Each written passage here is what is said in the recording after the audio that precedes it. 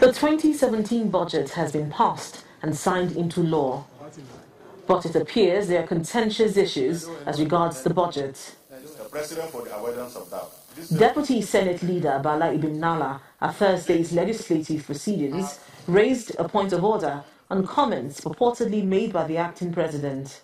About 5 senators bombarded my office angrily, complaining about a statement allegedly credited to the acting president of the Federal Republic of Nigeria, Professor Yemi Osibanjo, to the effect that the National Assembly does not possess any power to alter the budget submitted to it by the executive.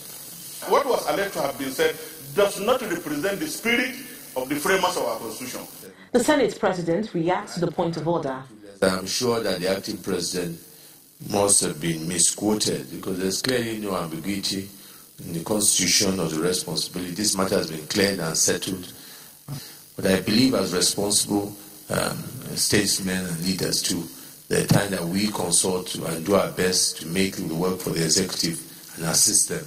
But as we bend backwards, I don't think that should be misconstrued or misrepresented, that we believe that the powers given to us in the Constitution, we do not agree or do not exist. Meanwhile, in the House of Representatives, the same matter is raised by a lawmaker who says his privilege has been breached by the alleged statement by the Vice President.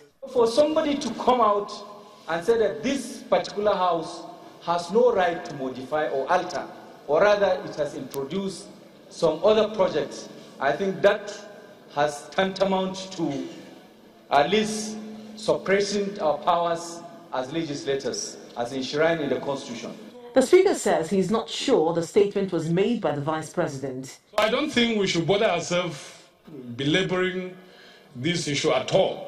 We all know where these powers are, and under our watch, there's no way this House will be a rubber stamp of any executive measures. Budgets. He, however, makes it clear that the House has the right to make laws and the Appropriation Bill is an act of Parliament. This contention over the powers of a National Assembly to alter any budgetary proposal has been a recurring issue between both arms of government. It appears this contention may continue till one arm seeks a definite interpretation from the third arm of government, the judiciary. Linda Akibe, Channels Television News. Well, to shed some light on some of the perspectives there, let's hand to Mark Boy for that.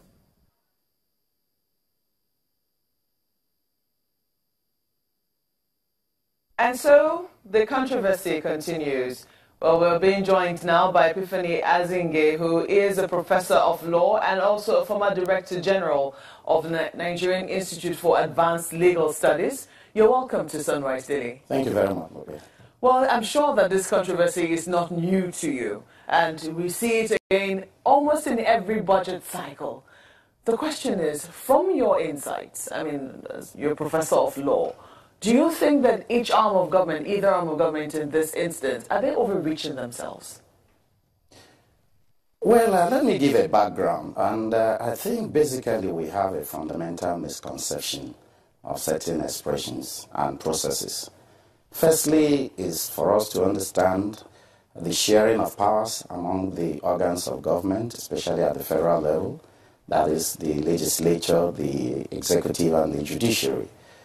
We know that the Constitution vests the lawmaking power on the legislature and the execution and maintenance of the Constitution on the President, working with the executive, and of course the judiciary as the third arm of government charged with the responsibility to interpret the Constitution and the laws as the case may be.